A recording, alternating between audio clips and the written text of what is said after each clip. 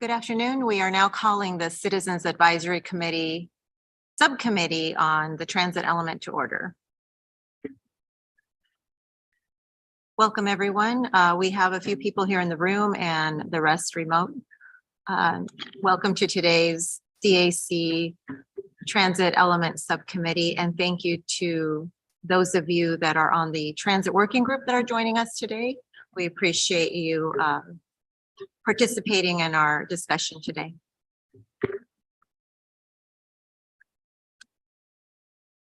The purpose of today's CAC Transit Element Subcommittee is to discuss the potential sub-element allocations for inclusion in the next RTA draft plan. In the past, the subcommittee has met and has recommended allocations and approved sub-elements. So today this group will continue that discussion. Joining me today on the transit element are my colleagues from the transit department, Rio de Leon, interim transportation mobility manager, and Preston McLaughlin, senior transportation planner. And I'm Paki Rico, community affairs administrator here at PAG RTA.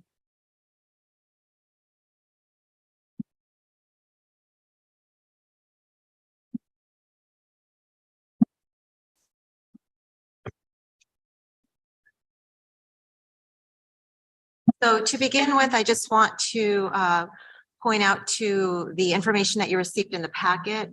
And this was the RTA board budget directive for the transit element, which is $510 million. And that's what we're trying to have you discuss today. And also just to remind you of the 7 sub-elements under this transit element that were adopted by the CAC and the transit element subcommittee. And these are in alignment with the adopted long-range regional transit plan, and that link was also sent as part of the package. And the sub-elements include, and we'll be going over each of these in detail and costs. So, but just as an overview, these sub-elements include the weekday evening bus service, the weekend bus service, the bus frequency, special needs transit for elderly and disabled citizens, the neighborhood circulator bus systems, express service, and the service area expansion.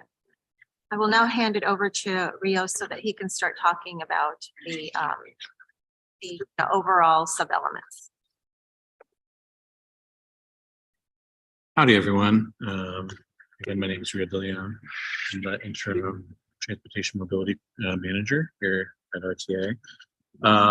So I wanted to go through a couple of slides just to show you generally what we're going to be looking at with each sub-element and revenue projections expenditures here. So you can see that in recent years, our expenditures have been pretty steadily going upwards due to inflation. There is one tall spike that would be the streetcar and the capital investment that went along with that.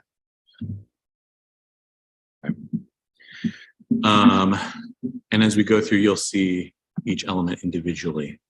So the weekday evening service expansion has a map, and all of these elements will have a map associated with them to show you the geographic impact of each element.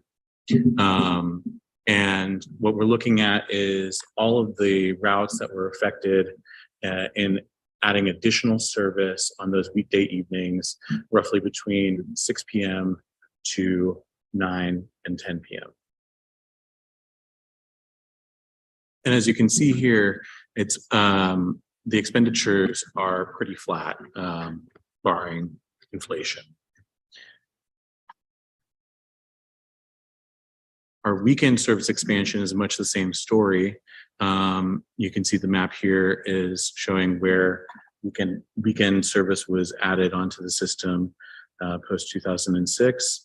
And similarly here, our projections for that expenditure are mostly influenced by inflation. Finally, our bus frequency. So these are our high frequency network buses.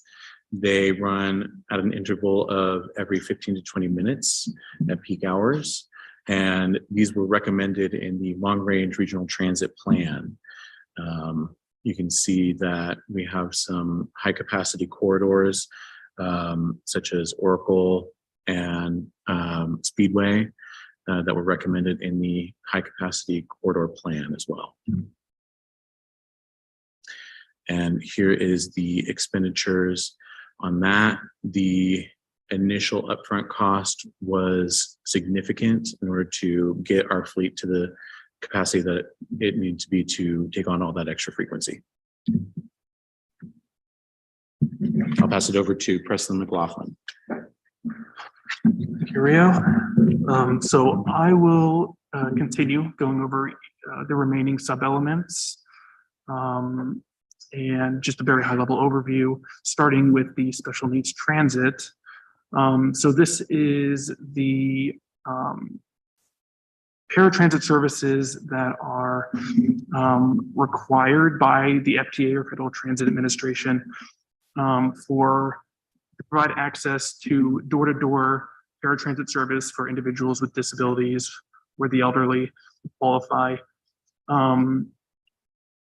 Based on FTA regulations, we are required to provide this paratransit service for all locations within a 3/4 mile buffer zone of all of our fixed route transit services. And this includes both the Sun Trans services and the Sun Shuttle services. And so that's what you're seeing in this map here in red. So what you see in red is what is federally required areas to provide these services, but the RTA also provides additional service for individuals with disabilities within the outlying areas of the federally mandated service boundary. So that's what you see in blue. And so this is a vital service for individuals living around the periphery of the city who also need door-to-door paratransit services. So this is, the RTA covers the funding for all these services within both the red and the blue areas. And here is the expenditures and our projections for how much it would cost to operate these services moving forward. You can see a steady increase. There was a peak during fiscal years 15. This is what I believe to be because of the Suntran strike that occurred during this time. The paratransit services were not part of that strike, and so they were still operating during this time period. And so ridership did not decrease, it actually increased. And then we see a slight decrease after that time period, but we are expecting a rebound in ridership, and we're actually seeing a rebound in ridership for these paratransit services moving forward, along with just the increase cost of service with inflation and other factors. So that's why you see that increase moving forward into the following fiscal years. Hey, Preston, Yes. we have a question from Tom, I believe. Tom? Yes. Yeah, thank you. I think I heard you say that all of the costs for special needs transit are borne by the RTA, correct?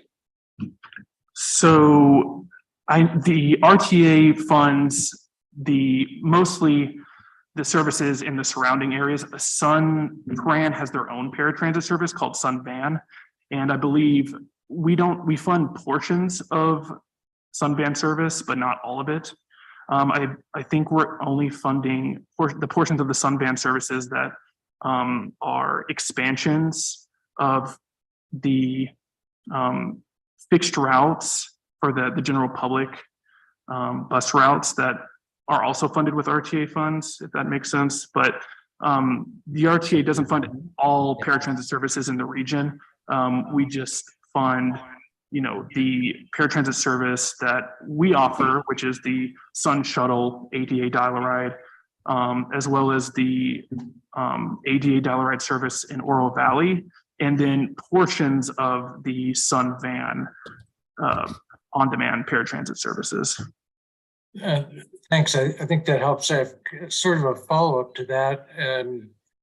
That you said that the expansion, you're talking about expansion since 2006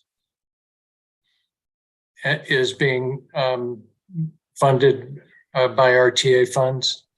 So that would say to me that the expansion that occurred with the passing of the RTA was funded by these RTA transit funds. And I guess the question would be, what would happen if you didn't have that, the RTA funds? What happens to those expansions? And then I assume that we'll hear later on whether even further expansions, not just of special needs, but those other sub-elements is needed in the community. Right. Yeah, I'm not sure what the future will be if this RTA plan does not pass and there, funds for these paratransit services for these expanded areas. Yeah, I'm not really sure what the possibility is. It may go back to the city to cover the additional, funding that's required for those expansion areas. But I'm not, 100% sure on what I don't know if there's been a decision on how those areas will be covered financially if, this RTA plan does not pass. Rio has additional information, Tom, that he can share. Yeah, just to follow up. So if RTA Next doesn't pass, then fiscally speaking, all of the services that were funded in whole by RTA funds would then revert back to their original municipality and jurisdiction. That might mean that they may not be offered, they're just not offered by RTA anymore, or it could mean that they cease to operate at all. Did that answer your question, Tom? Yeah, pretty much. I think it frames part of the discussion I think we're going to need to have at some point, though. Thank you. Thank you. And then we also have Chuck, and I believe Steve Spade had his hand up. I'm not sure if he did, but Chuck, go ahead. Yes, thank you. In looking at the map, it's difficult to tell whether the special needs transit extends down into the Green Valley area for me. Can you tell me, is that area also included in the special needs transit? So there is a general public dial-a-ride service that is operates the same way.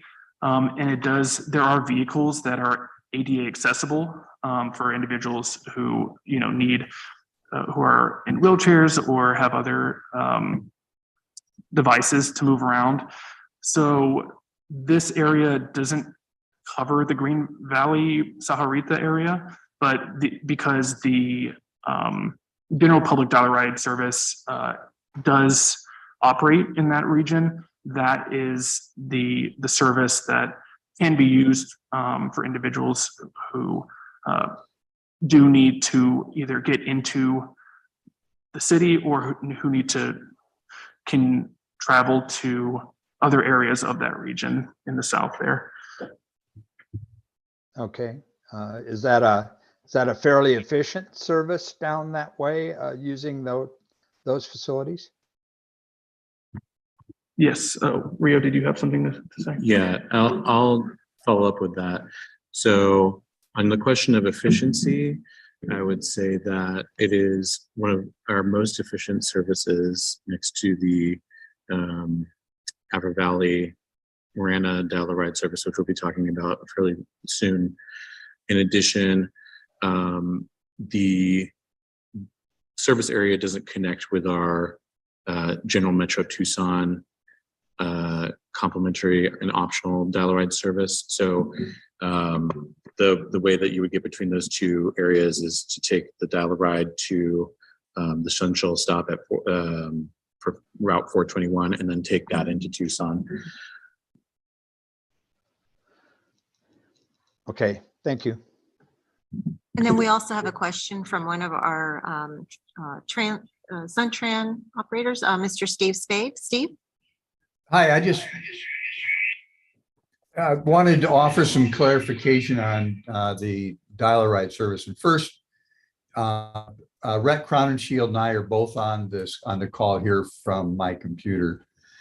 Regarding the service, the ADA service, Sunvan operates ADA service in areas that are required for us by the FTA, which is half mile either side of a bus route, or I'm sorry, 3/4. And then we also provide service into the optional areas and at optional times. And we have an IGA with the RTA that allows us to provide service above and beyond for the elderly and disabled, above and beyond that we're required to do because of our fixed route system. Thank you for providing that information, Steve. There are no additional questions, Kristen? We can hear them, right? I'll continue on. If there are no other questions, excuse me. So that leads us to the next transit sub-element, which is the neighborhood circulator systems. This is also known as the Sun Shuttle services. And these are services that are overseen and funded by the RTA. And these services range in terms of the style of service. They're all public transit options for anyone in the region who wants to use it. There are 10 traditional fixed route services that operate in the same way as any of the Suntran bus routes operate in the city. There are also 4 general public dial-a-ride areas, which are very similar to the ADA paratransit dial-a-ride service, except these are for anyone in the region who wants to take it. They're not restricted to people who have disabilities or the elderly. They're for the general public, and as long as their origin and destinations are within the service area boundary, then they can use our general public dial-a-ride services.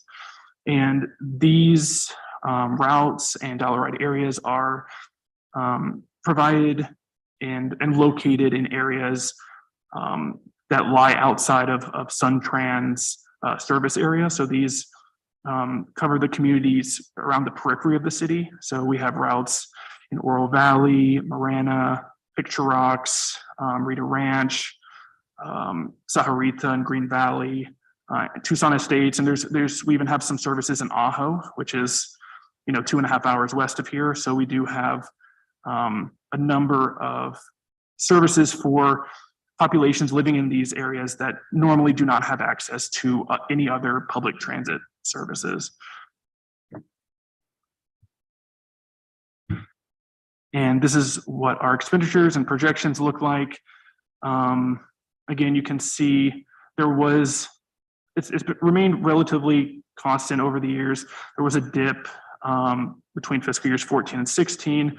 This may have to do with the strike that occurred in 2015. While Sun Shuttle wasn't part of, they were still operating during this time, there were individuals who chose not to ride because of the lack of connections they could make, because if they wanted to get into the city, those routes weren't being operated at that time. And then we see, again, an increase in demand and a slight increase over time in terms of expenditures and what we're projecting to pay for these services, with that increase in ridership and that increase in service costs. Preston, we have a question from Carolyn Campbell. Carolyn? Sure, thank you. I just had a quick question about the circulators, since I'm not that familiar with them. And looking at the map, I think you said they start, or they're outside of the area of the regular transit, the bus system. So does that mean they're related, as in you can take a neighborhood circulator from the end of a bus route so you can go into that area? Like, are they, can you segue right into the circulator system? Like the Oro Valley, I was looking at that. It looks like a kind of a linear route. Can you go to the Foothills Mall or whatever is the farthest and closest, and then get a neighborhood circulator to go up to Town Hall or whatever? Yeah, so these routes they were planned to also connect to the larger Suntrans system. There are a number of these routes that do stop at the major transit centers, the Ronstadt Center downtown, the Laos Transit Center to the south, and then the Tohono Transit Center up north. So you would have to connect, and you would have to transfer over to a different bus. But the goal was to make these routes both as a way for individuals to move around their individual community, but also if they wanted to transfer over to a Suntran bus to get into the city if they wanted to do that as well. Okay, so they're just from the major transit centers, not from some end of the line route on a bus, just from the transit center. Is that what you said? Yeah, there's connections to transit centers. There's also, there's various stops along these routes that also connect to other Suntran buses that can take you into the city as well. But yeah, these are meant as ways for individuals to move around the communities, but also if they want to transfer, and get into the city if that's what they needed. Hopefully that answers your question. I think so. I can look into it more. Thank you. Dale, you had- Yeah, when we were looking at the financial numbers on the next slide, we seem to have a spike in the last 2 years. Is that being driven by additional service and ridership, or is it being driven by inflation? Yeah, it's a good question. It's a good observation. So yeah, those are our projections for fiscal years 25 and 26. And the reason why we're showing a more increased expenditures for those years. One is, yes, we are hoping to increase the services that we do offer. We actually do have a pilot program right now in Picture Rocks where, there hasn't been a service out there ever really. And we've recently launched a pilot program out in Picture Rocks, and, we're hoping to make that a permanent route. We're keeping it active for a year, and we're going to evaluate and assess it after that year to see if there's enough demand out there to continue and make it a permanent service. We're also looking for ways to, increase the coverage area for a few of our other services. And then I also believe that, there's the increase in costs for those years is taking into account just the increased cost for operating these services with our new contract with Total Ride National Express. We've recently finalized a new contract, and the cost to operate is a little bit higher than it was in the last contract that we had with them. So I believe that's also shown in this graph with that increase there. Thank you. And we have a question from Tom. Yeah, a couple of quick questions. Looking at this bar graph here, it looks like the average expenditures over the 20 years is estimated to be somewhere around $2 million per year, or maybe, 1.6 or something like that. But currently we're at double that, and you would anticipate, some inflation at least. That says to me that, we're going to end up with an average necessary expenditure of maybe 3 times what our average will have been for RTA 1. Has anyone looked at those numbers in relation to what's been kind of advised as to anticipated expenditures for especially not just the neighborhood circulator, but for all of the services? So I know, I mean, we have been looking at the budgets for these services. I don't have specifics, maybe Rio, or I don't know who else would be, who's on this call right now that might have a few additional bits of information with regarding the budget we have projected and you know how much is available for these services.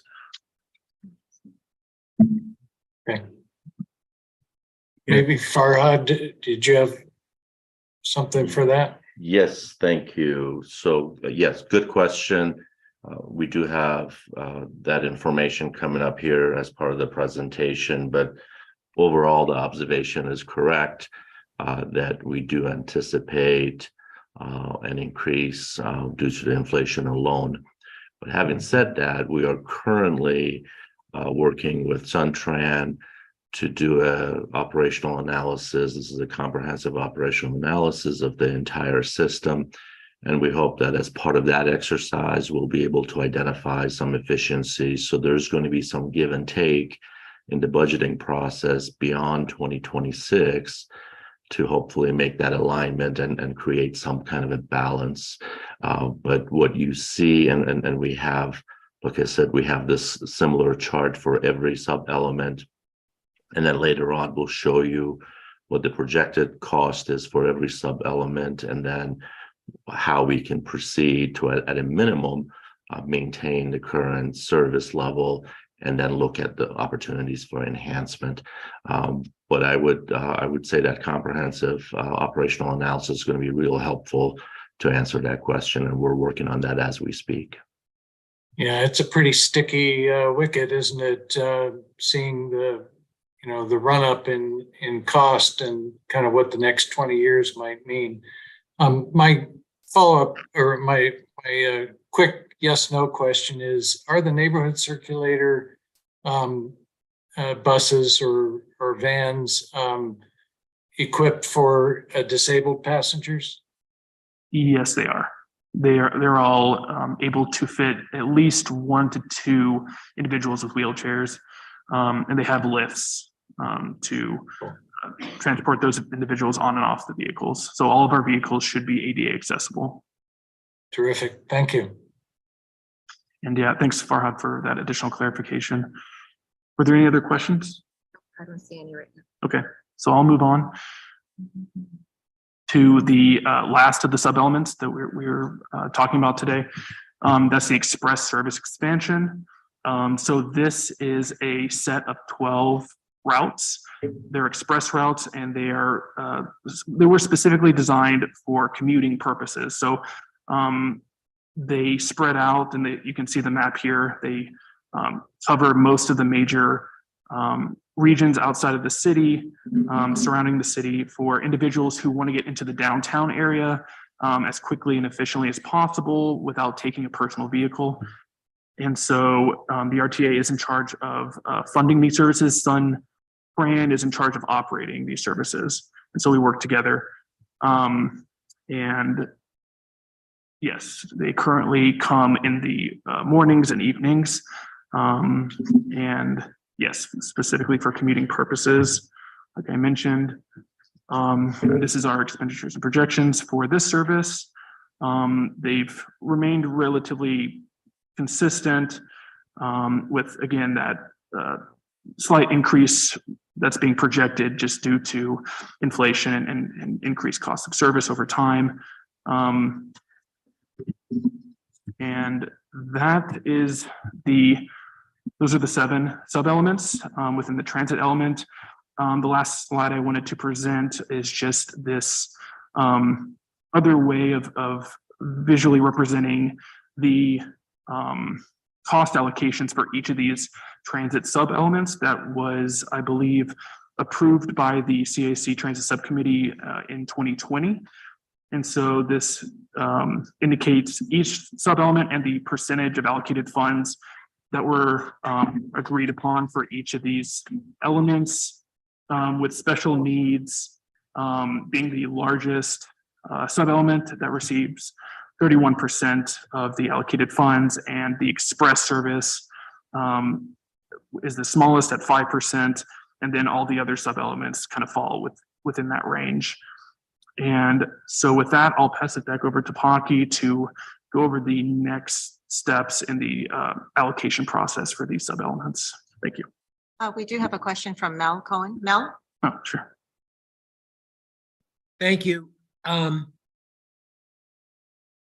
For the express service, when we have areas of growth, such as in Vale, is there anything that ties these express routes to the potential employment centers and where people live? Is one. And then two, is there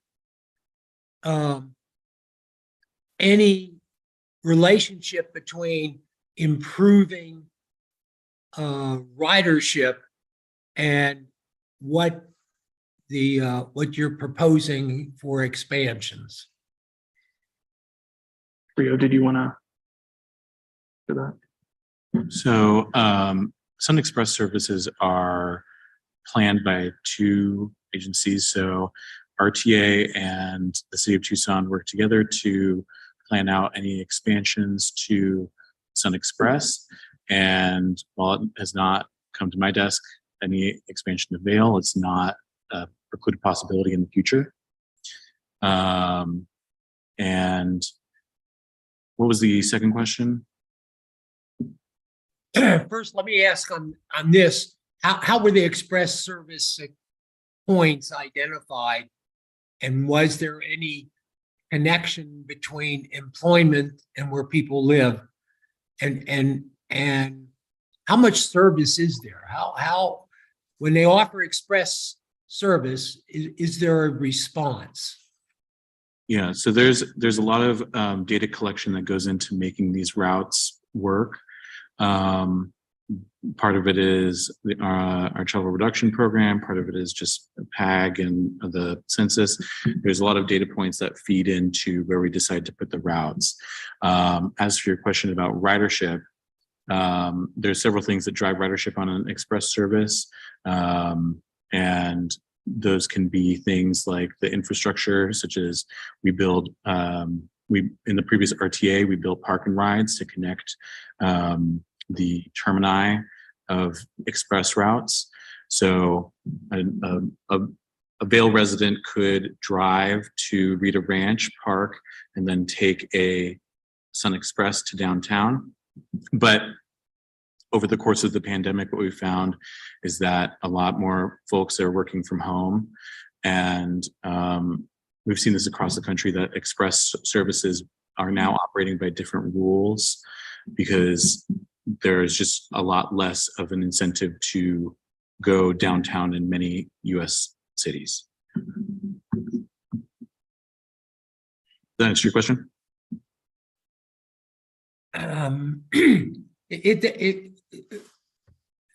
In Tucson, we have a lot of people working at Raytheon. Is there any effort to connect those people or the University of Arizona people who again go to one locus to improve ridership and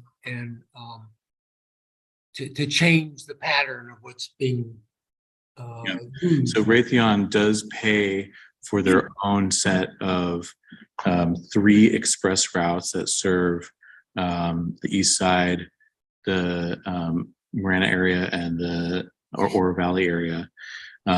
So they've already committed to funding those routes.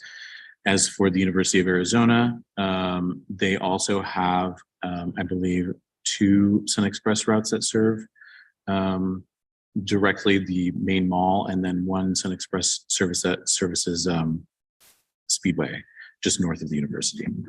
Farhad, see your hand up. Did you have something to add to that? Yeah, I just want to add, if you look at the map, it really kind of responds to what you're asking. If you look at the map at the time when these express routes were identified in partnership with Suntran, that's exactly what they did. They're looking at opportunities to provide access throughout the region to those employment centers. So Raytheon obviously was part of that conversation, university, downtown. So the map is really telling that story. You can see people coming in through from Oro Valley area into the central part of the town, from east to the central part of the town, Marana area from south. So that's exactly what they did at the time to determine where these routes should go. And we'll continue with that exercise, obviously, as part of that comprehensive analysis that I just discussed. We'll continue to look at those routes and see how efficient they are. And that would be part of the exercise moving forward to make sure that we operate the most efficient routes. And if adjustments are needed, then that can be done as well. Thanks, Farhad. We also have a question from Diane. Thank you, Paki. Yeah, this is Diane. I know we had this conversation before, and maybe Farhad can just reiterate the idea of the marketing and advertising of these routes and making people even more aware of them. It's one thing to expand them, but also expanding, I guess, the knowledge that this exists, that this is desirable, that sort of social engineering. Have we meaning city, county, use the buses themselves to advertise themselves? That's my question. Yes. So yes, good question. And we did talk about that at a previous subcommittee meeting.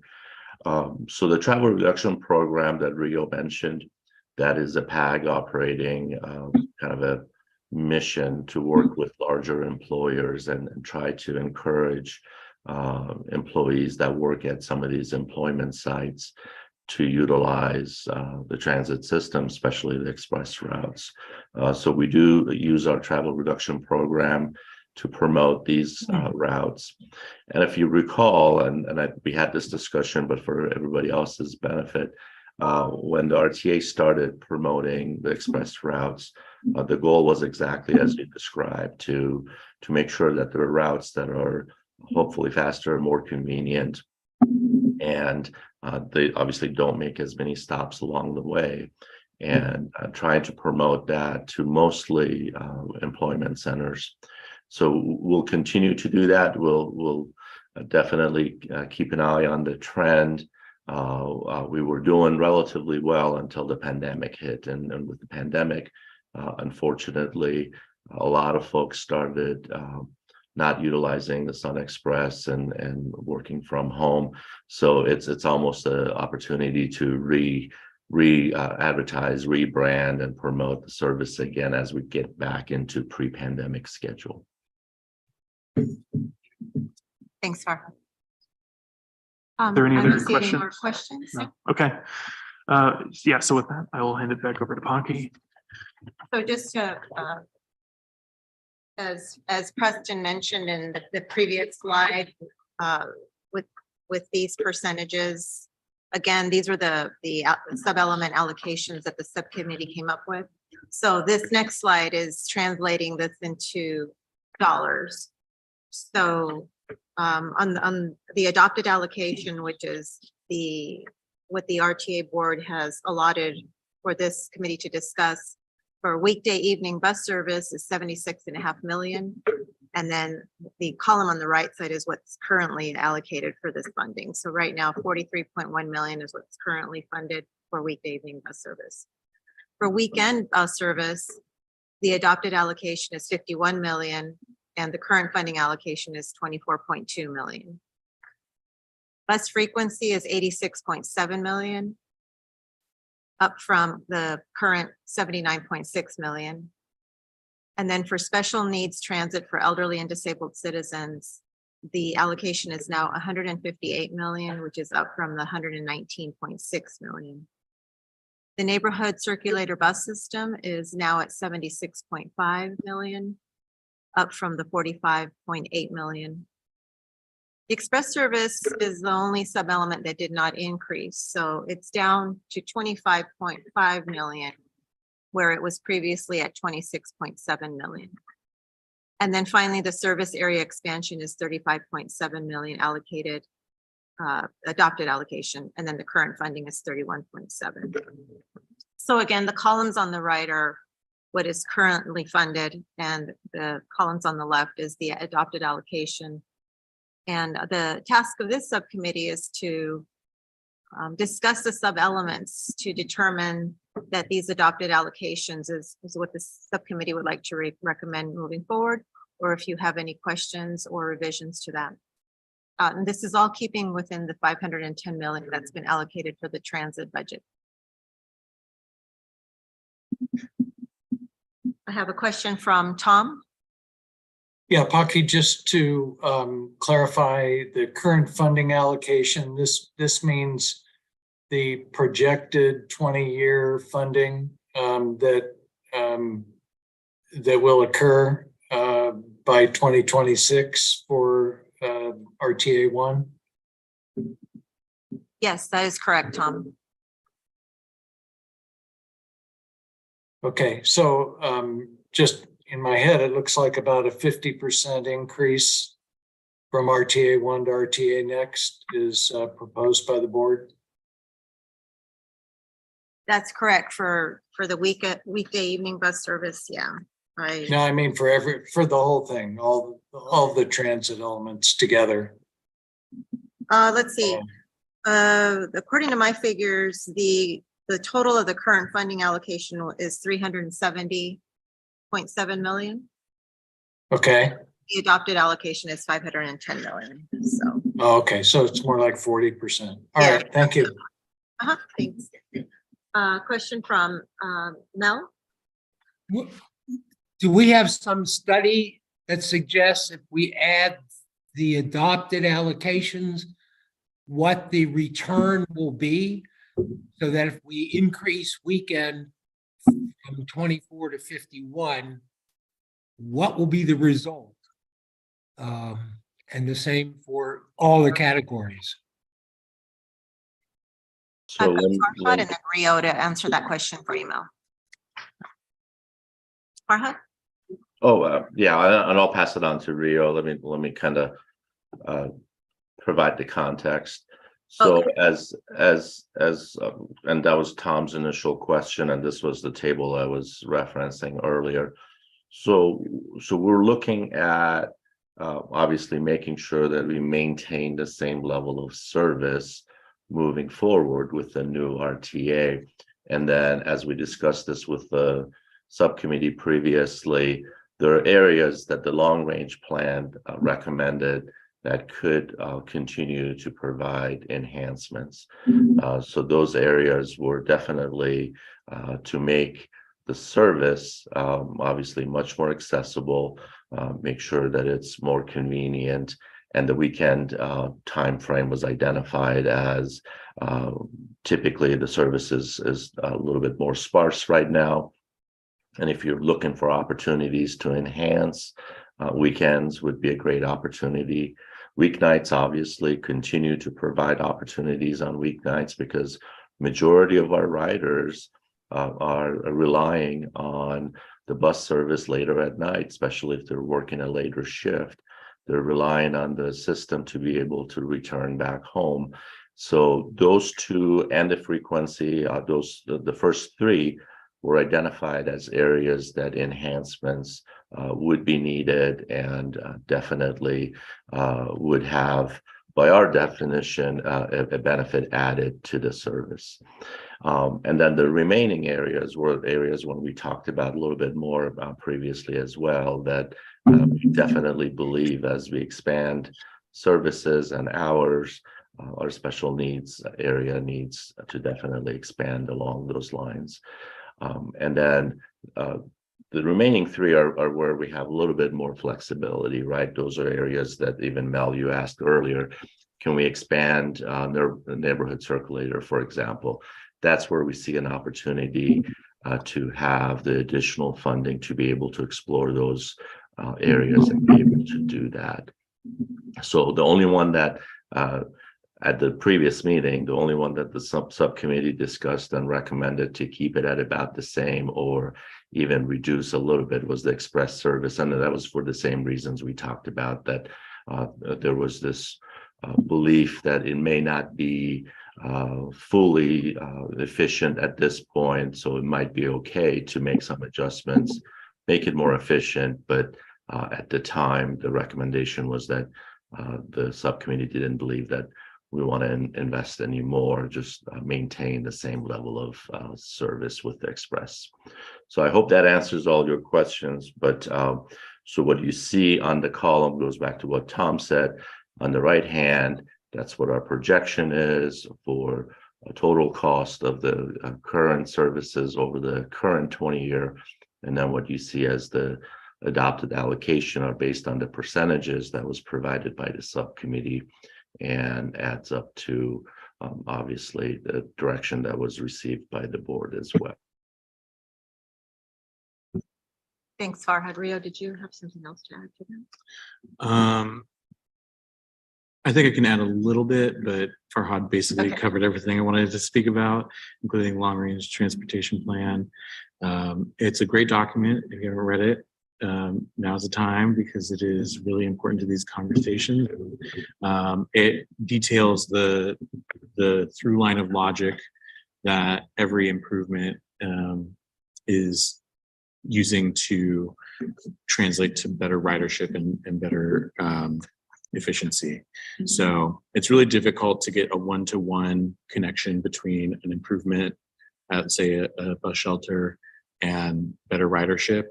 But we use case studies generally to show where other cities have done really remarkable work in improving transit ridership through selective, both operations and also point interventions. Thanks, Rio. And then Mel, I see that your hand is up again. Yeah, so I don't recall what the prior numbers were, but as an example, I'd really like to understand, by adding $33 million to weekday evening bus service, how many riders do we expect will be impacted? And is that based upon looking at other communities, or how did we come to that understanding? So let me rephrase. I think the way that we can discuss that, for example, so current routes that have benefited from RTA's extended service hours, we can look at those. And I think really the way to look at it is how many more routes can we offer extended hours? So I don't know if Steve, if you have the number in front of you, or Rio, if you guys have the number in front of you, but we can look at how many routes are benefiting from that and how many more routes potentially could benefit from it.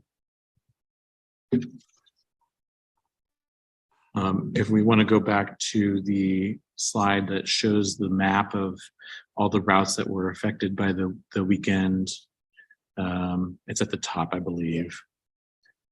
Yeah.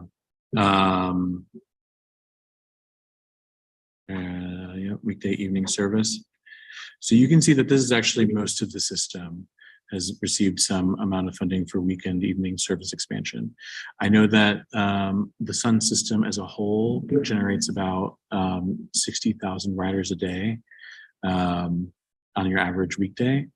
And so our part of that is the evening service expansion. I would need to look at the data more closely to unpick how much of that ridership rides at our weekday evening time period.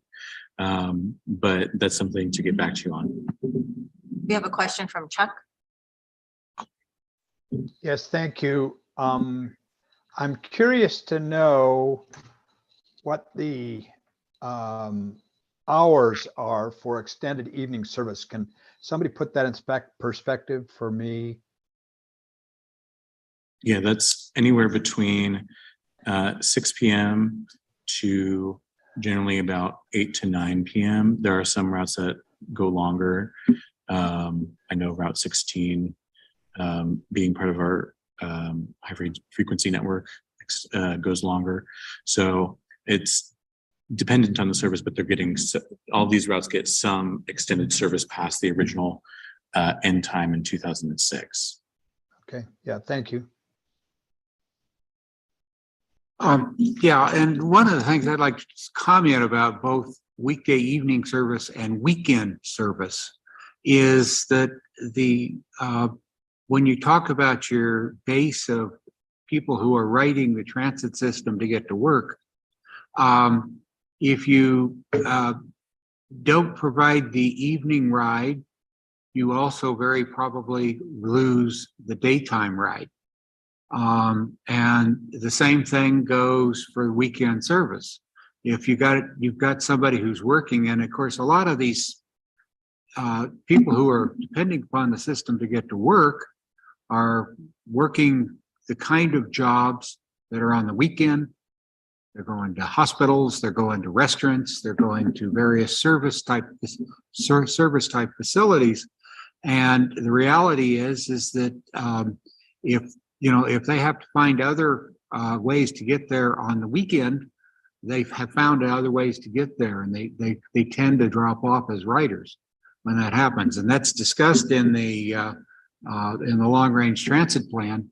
It's been talked about for years. It's a situation that is clearly affects ridership, but it affects ridership not only on the weekend, but it affects ridership during your daytime hours too. And of course, some of those people are going to work. My 19-year-old grandson just drove a little while ago, an hour and a half or so ago, to his job at La Taverna Restaurant at Campbell and so there's an issue being off the route, but you see the same thing without any restaurant. He had to go to work and he had to be there at 4 o'clock. So that's not peak hour for the bus system. And he's going to work until 9 o'clock. And he's going to catch,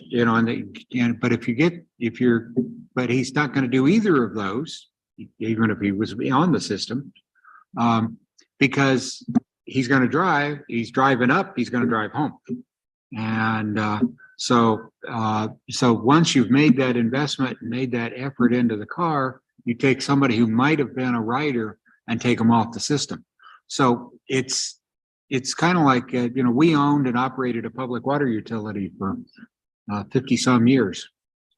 Fortunately, now I've sold it to the city, but as a practical matter, you have to offer service 24 hours a day.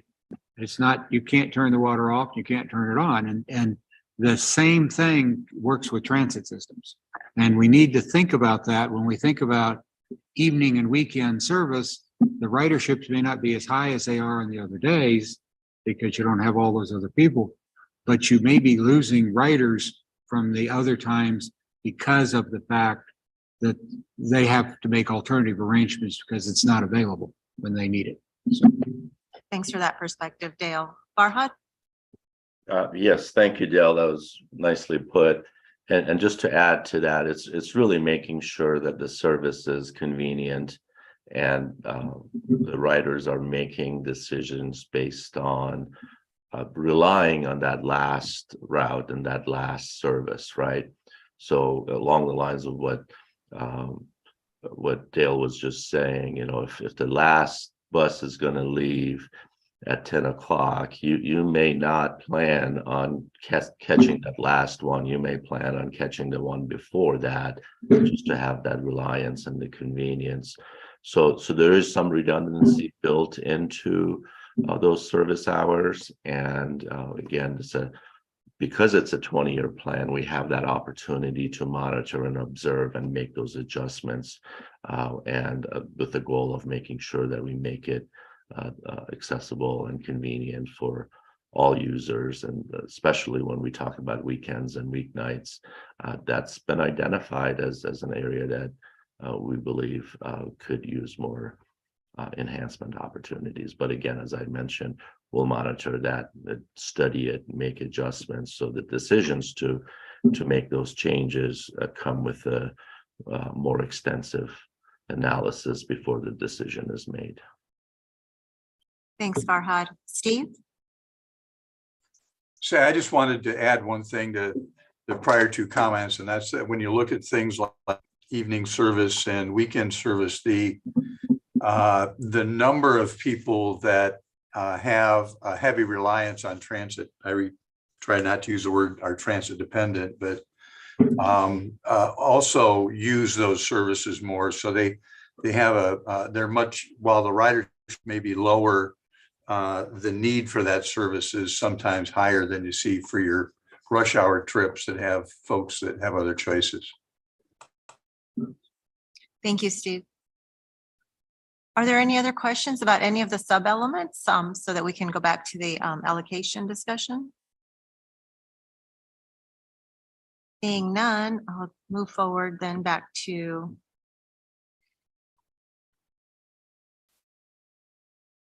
the allocation funding. So again, the subcommittee is being asked to discuss the adopted allocation and determine whether or not to move forward with these amounts, or suggest other options within this transit element. Keeping in mind what Farhad said earlier is just, ensuring that we maintain the current service.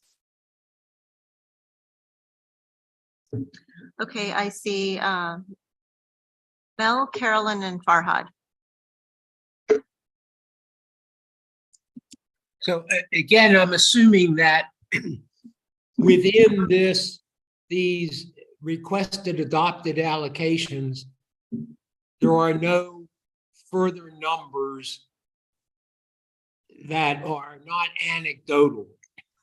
In other words, for all of the requested adopted allocations, there's no support that says if we spend another 10 million, we'll get, if we go from 79 million to 86 million for frequency, we will increase ridership by X percent.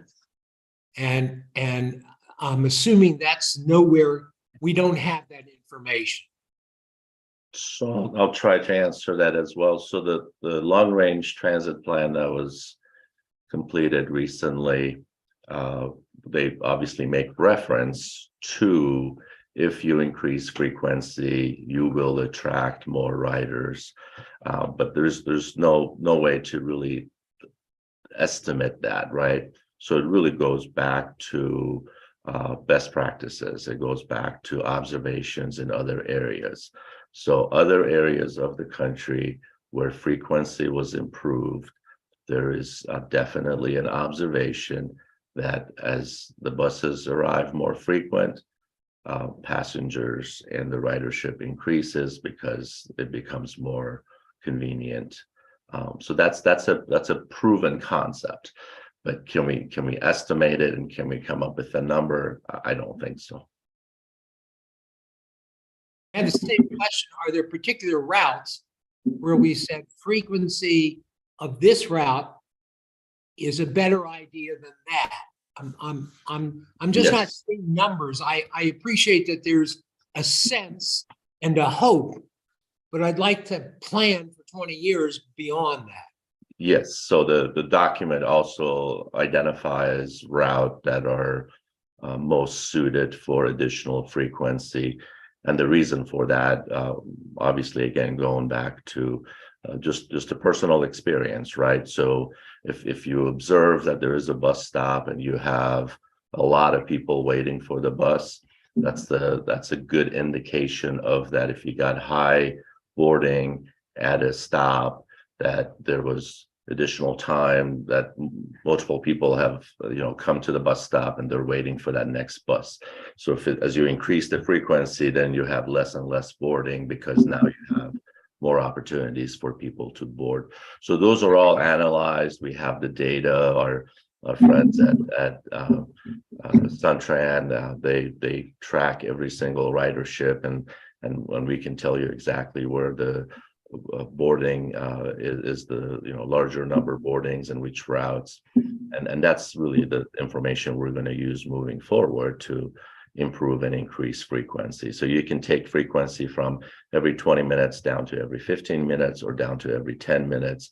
And you can observe the benefit of that, even if you do it on a short-term basis. Carolyn?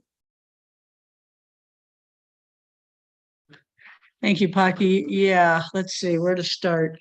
Well, Farhad's right. There have been a lot of studies that have shown increase in ridership due to these, increased frequency, et cetera. Unfortunately, there's another part of that goes along with it, which is cost increases or decreases, and how much that has to do with decreased ridership or increase. So there's more than one factor that goes into it. Right now, of course, it's free, but who knows, if we'll go back to the old price, or, higher or lower than it was before. So, and that's a moving target, and that's not up to the RTA. I don't think that's up to the city council, I think, for the whole system. But anyway, that's just observations I've had. But I agree with Mel. Mel, you're asking about, what is this based on? And the last time we went through this, we had very detailed presentations on various routes, which helped all of us on the committee understand, and eventually the entire committee, all these different factors that go into what they would like to see and what particular bus routes they want to see increased or decreased or even, eliminated sometimes or changed to a different route. But that's what I was hoping we'd be doing here. I've mentioned that to Paki. There has been that Move Tucson that has we haven't really heard from them or Suntran the details of what they're proposed based on a lot of feedback from at least city residents. I'm not sure about city residents, but that's where the majority of the bus service is located. So with that, and we don't really adopt anything in the transit committee, we just recommend something to the big committee. So as far as a recommended allocation in this work in progress, I don't feel comfortable at all coming up with a recommending allocations or even the entire allocation that the board was suggesting. I mean, they adopted it very clearly, saying that it's also a work in progress and they would love to get feedback from us. But like Mel is talking about, it seems like we're shooting in the dark if we don't have anything to base it on. And we have had a couple of suggestions from some of the smaller jurisdictions. And maybe we can have those specific recommendations or proposals given to our committee. But like I have suggested with Paki, what I would like to request is a detailed presentation with proposals on these issues, particularly the sub-elements, but also very specifically what they're seeing, what Suntran is seeing. They should be involved too. What the Suntran is seeing is, overcrowded this or more people wanting to. And then my very last comment on this is I was reading through those comments that we got at our CAC committee last week. And there are a lot of people, and I hope that they are, telling us the truth, that they would be riding it if there were more frequent, if there was just a really complete bus system that works. And we continue to talk about the people that are either dependent or semi-dependent on the buses and the jobs. But those comments, or I guess were emails, they're really asking for some service to be directed at people that want to drive less. So these are a lot of different factors we have to look at, which is why I certainly am not ready to just come up with numbers on the chart yet till we have some specifics. Whew, that's it. Thank you. Thanks, Carolyn. Farhad? Just again, as a reminder, The comprehensive operation analysis is really the document that we're going to be utilizing to implement those additional enhancements. So currently, all we're looking at is to make sure that these sub-element buckets are sufficient for what's already been observed as part of the long-range transit plan. And again, that's one of the reasons we have all the transit working group members here as well. They've been involved in those conversations all along. And they do recognize that what is currently used in the current RTA plan has been a benefit and enhancement. And this proposal only improves and provides additional funding in all those areas except the express service. So I don't know if anybody from the transit working group wants to respond, but those folks have these conversations on a regular basis. And I believe at a minimum, they believe that maintaining that same level of service is essential. I do have, I don't have anybody from Transit Working Group, but I have Steve Spade from Suntran hand up. Steve? Yes, this is actually, I'm with the Transit Working Group, or reps here too, and I think we both have a comment that we could share. Yeah, we've got, Farhad mentioned at the beginning of the meeting that we're conducting a COA. A lot of this fall under the work that James Castaneda is doing right now with Suntran on the COA. And it would be, I think it'd be helpful for all of you to get the update from James, just to give you kind of an idea of where we're at. We'd be happy to present a more robust presentation in the coming weeks. So we'll work with RTA staff on that. James, are you available? Hi, yes. Here. Thank you. Yeah, I can, if time allows, I can give the group here a brief update on where we are with the COA. So as was mentioned, this is a comprehensive operational analysis, which is currently being undertaken, started last fall. The data gathering phase is largely completed, and we have just moved into the first round of public outreach. So at this point, we are working with consultants to kind of, so in that public outreach, we're going to solicit feedback from the public on what they would like to see out of the current transit system. Once we have that information coupled with the data we've collected as part of that data gathering phase, which for everyone's information, that data gathering did include all relevant and recent studies and surveys that have been conducted. For instance, the Jarrett Walker study, I believe that was a 2020 long range plan study, recent onboard surveys. All that data has been included and wrapped up in that data portion of the comprehensive operational analysis. So that will be useful in decision making. Again, we are just in that first phase of public outreach. After that, the team will be drafting recommendations. So those have not come yet. Once those draft recommendations are made, we're looking at maybe late spring into summer, going out for a second round of public outreach, where we will present the public with some of those draft recommendations and solicit more feedback on things they like, things they don't like, and we'll use that information to guide those final recommendations, which will come tentatively late summer to fall. And then the recommendations will be implemented in a gradual schedule sometime after that. The rollout we're anticipating will be gradual, could take a year or two to get those changes adopted. Thank you for that information. That's very helpful. We've got Dale, Tom, and Arlen. Dale? Okay, I'd like to, Timing doesn't work for the RTA. I'm going to be a teacher here, I guess, for a second and say we should have do some homework. I am already familiar with the long range transit plan. I was involved in the process on the transit task force when the plan was adopted. Hi, Steve. With that, I would advise all of the members who really want to understand and get a little deeper into this to look at the long-range transit plan. The logic is in there, and there's not a lot of detailed numbers in it. But then maybe we can talk a little bit about how the plan was, what routes were added and how they were added, and get a little background about how that comes up to the numbers we're looking at. And I think that's where we need to go.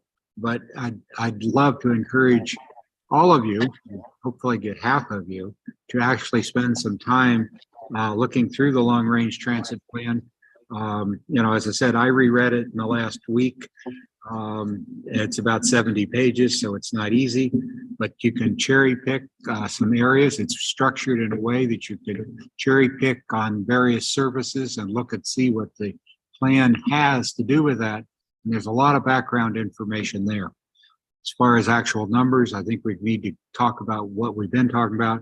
The comprehensive plan is probably not going to fit our schedule of having a commitment of having recommendations to the board by the end of June, but we can look at the early numbers and we can look at some of the other numbers. And I don't know whether Steve has any of the older numbers that indicate people's interest in some of these things from previous times.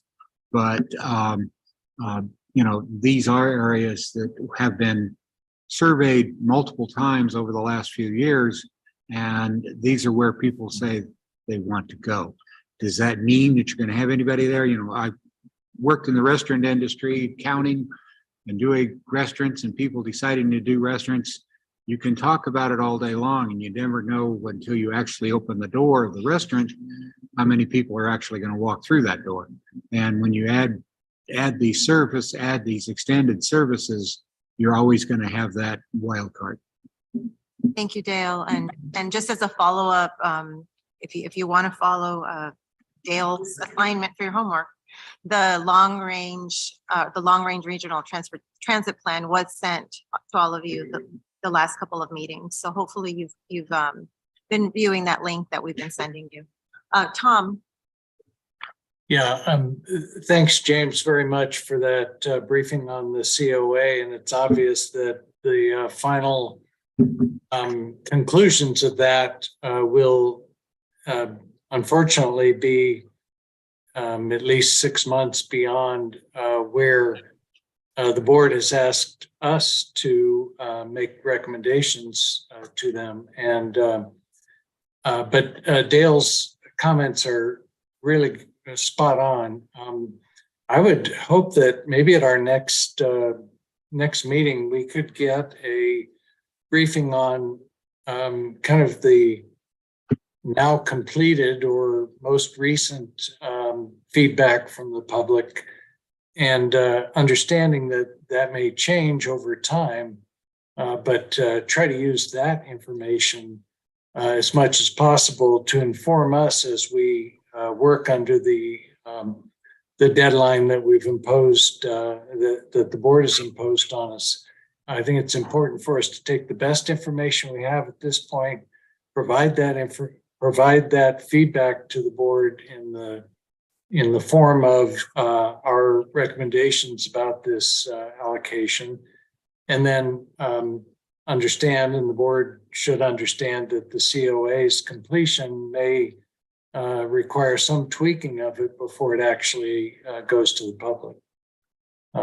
That was my comment. Thank you. Thanks, Tom. Arlen? Hi. I apologize. I joined about 25, 30 minutes ago. So in the middle of the conversation, if Dale is the teacher, I am the earnest student here. And I'm trying to make sense of these numbers. I missed most of the presentation. I saw that one map that was shown up, and where it talked about extended weekend or extended weekday service, and was, looked at that. I did look at the long range transit plan, at least to skim it. And I also, but I looked at that and I'm thinking, well, gosh, the most underserved area is the South Side, and there's no direct connection between downtown and the South Side for extended whether that was weekday or weekend hours. And I assume that came from the transit plan. But I need to understand all of this more complex because I'm not in any position to say, oh yeah, that number makes sense or this number makes sense. I come from just as, without belaboring it, I come from a position that our success with transportation and with transit, it depends on where you create new ridership potential, where you create new ridership potential along major routes, through land use changes and such. None of that's addressed really, except in a sentence or two in the transit plan. So I'm struggling a bit to understand how this all works, and its disconnect from what I perceive to be land use and land use needs, particularly if that affordable housing bill goes through in the legislature, which I doubt that it will, but that I saw talked about in the newspaper last week. Anyway, those are comments. One other is, and Carolyn touched upon this, there are potential writers out there. I'm most focused, I guess, on the people who have no choice and that need to have the service. But for the service, they're not going to have the money to get an Uber. They're going to walk. There's not going to be a car. They need that service. And I don't really understand. I didn't see a map that says that in that transit plan that equated the income levels or the car ownership to, or lack thereof, to where the transit system works. Maybe it's in there and I just overlooked it.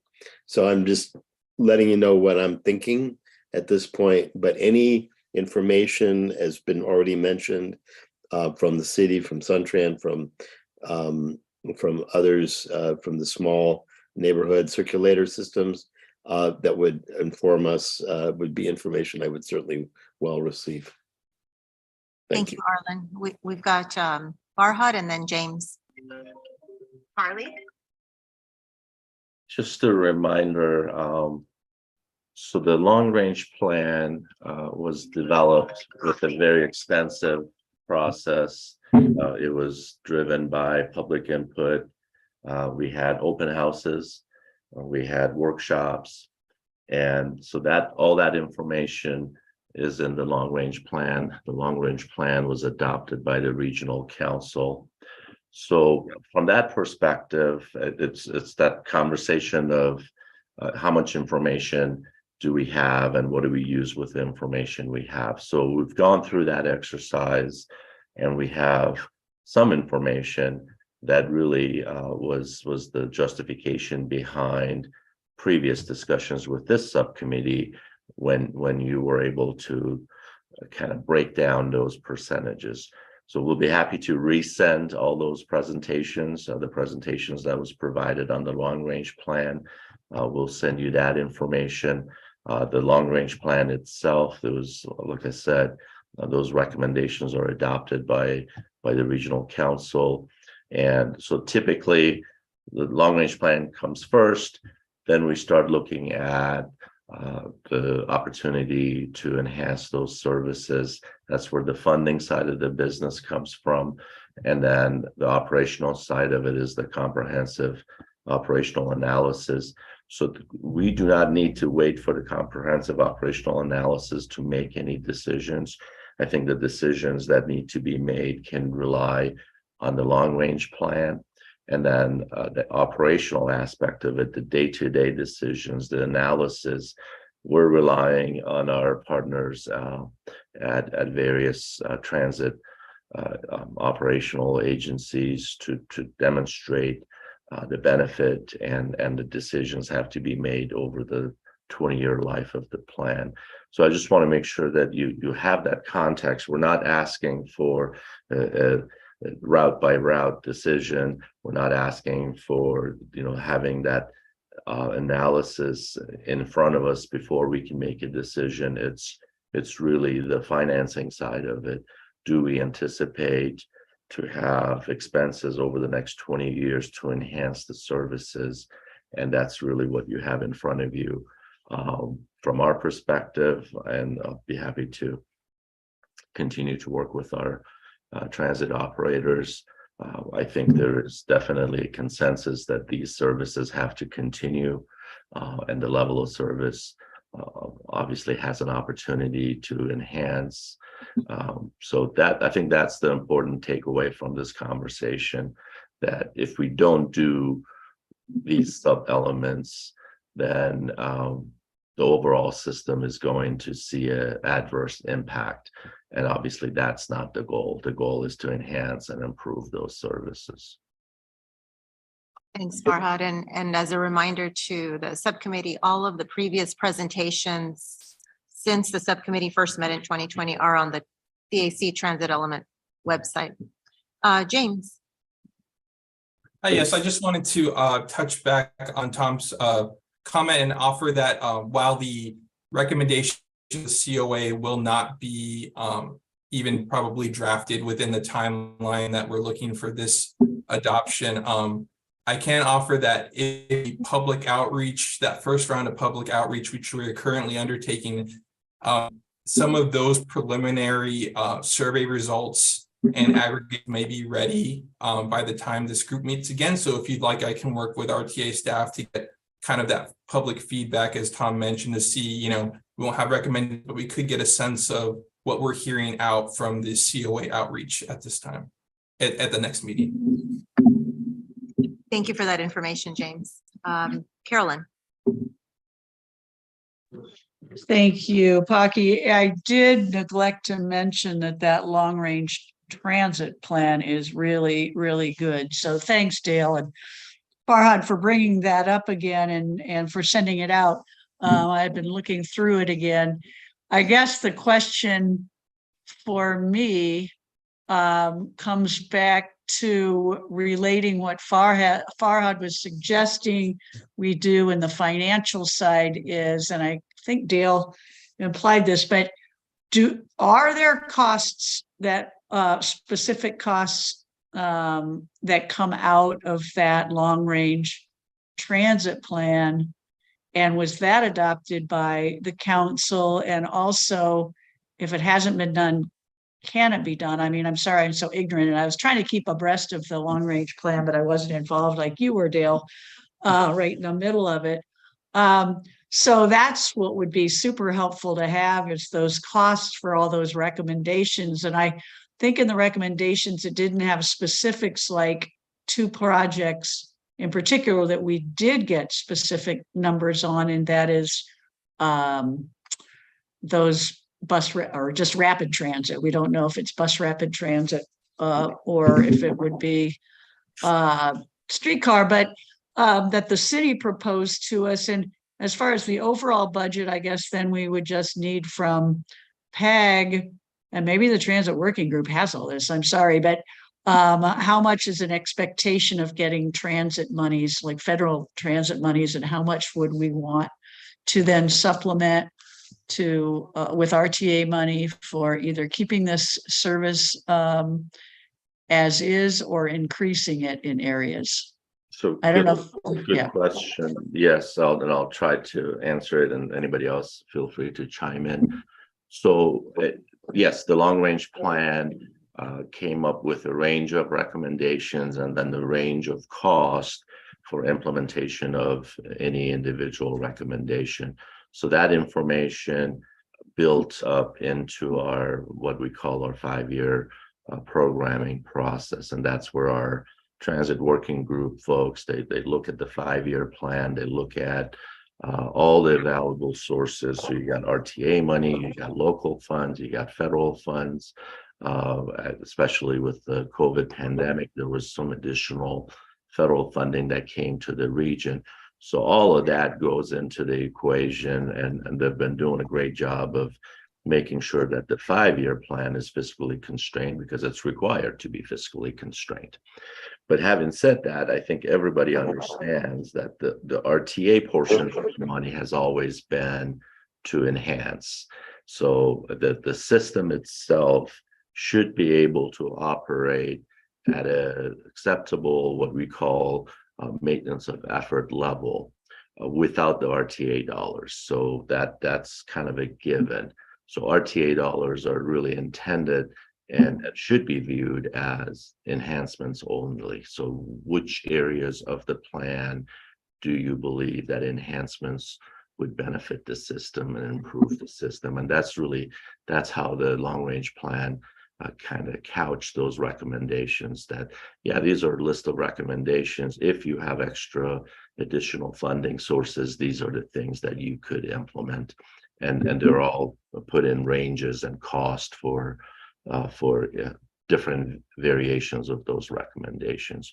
So again, we have all that information. It's in the document, and we'll be happy to share that with you again. We did go over a lot of these with the committee, but it's been a while, so be happy to bring it back and discuss it again. But when the subcommittee recommended these percentages, it was after those conversations. Yes, okay, thank you for reminding me. I do need to brush up on it. That was just like, Farhad, just remind me, was it like 3 different recommendation areas, like a conservative, then a medium, and then a liberal or whatever? Exactly. It was, it really, it's a function of how much money do you have. So it was more of a, at a minimum, these are things that would enhance. If you want to enhance more, here's a mid-range. If you want to enhance even more, here's an upper range. So it was kind of put in that context. And this was, I'm really proud of that exercise. A lot of folks were involved with that. We went through the visioning, we went through the workshops. And I think everyone that was involved in that exercise really felt that the report was comprehensive and beneficial. So that's our roadmap, at least for the near future. And we hope that we can implement some of those recommendations. Thank you. Dale? Just, and whether this is Farhad's question or whose question this is, but the adopted allocation here, is that, how closely are those adopted allocations based? Are they based upon the long range transit plan, or are there significant variances between? So they are based on what you see on the right-hand column, was what we believe is the current 20-year plan is going to do. And then based on the board proposed budget, that where we see those areas that can enhance, and based on the percentages that this subcommittee came back with. So we're looking at really, do you hopefully still agree that these are the sub areas that could benefit from that additional funding that the RTA Next can offer?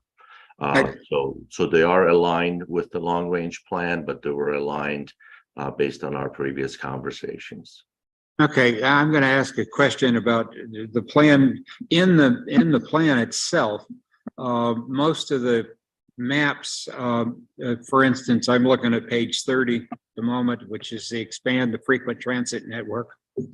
And there's 2 maps here. You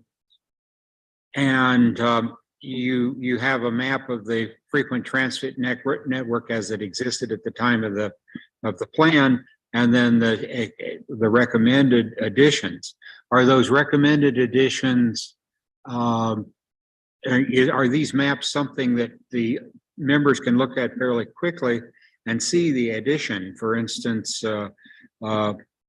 reference to the earlier question about the south side and the lack of it, if you look at the frequent transit plan, it would greatly enhance the frequent transit operations south of 22nd Street.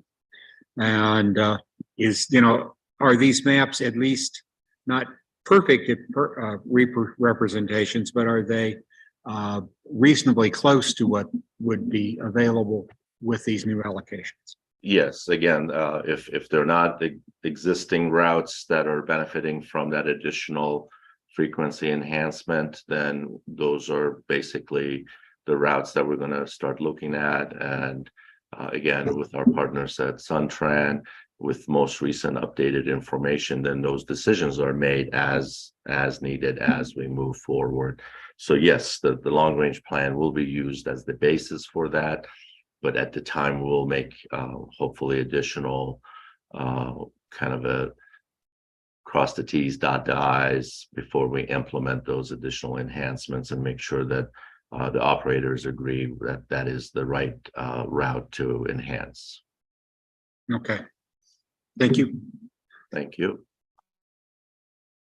And again, the column that says adopted allocation, that figure was taken from the percentage. So 10% of the weekend service, for example, translates to 51 million based on the 810 that's been directed by the board. So I don't see any other questions. So you've got 15 minutes to decide. No, just Are there any other questions or anything else that needs to be clarified? Again, we've sent the link of the long range regional transit plan. You should have all the previous presentations and legal action items from the subcommittee. Anything else that you need at this time? Rio and Preston, is there any additional information that you'd like to add? Not at this time.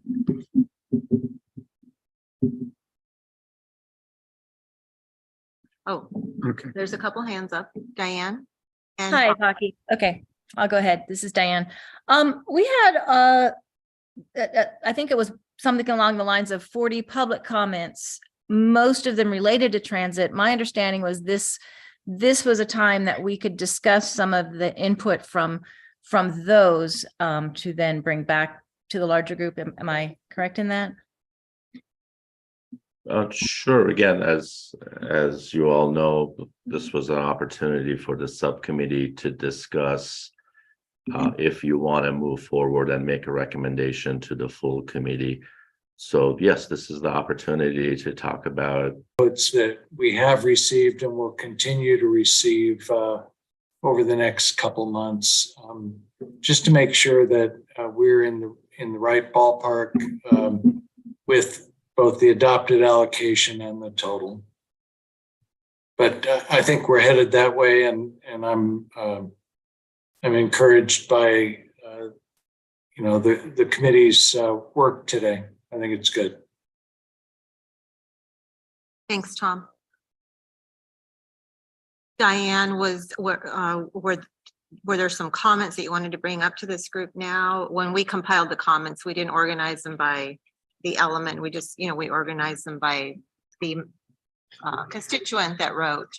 So I didn't know if you had wanted some additional information on that. If you don't mind, I do maybe have one question, and maybe it's already been answered, so forgive me. But in terms of the overall RTA next budget, and then this 510 million for transit or alternative transportation, what is the percentage of that overall? And is there any flexibility within that? So the total RTA funds are 2.3 and the transit is 510 million. So someone has a calculator. Other percentage. And if I may, let me qualify that as well. So the direction from the board was to utilize the 2.3 projected revenue, but subtract any overlap between the current plan and the next plan. We're basically looking at roughly about 2 billion or so as new revenue. So any other additional revenue was going to be used for the overlap between the two plans. So I would use the 2 billion as the number.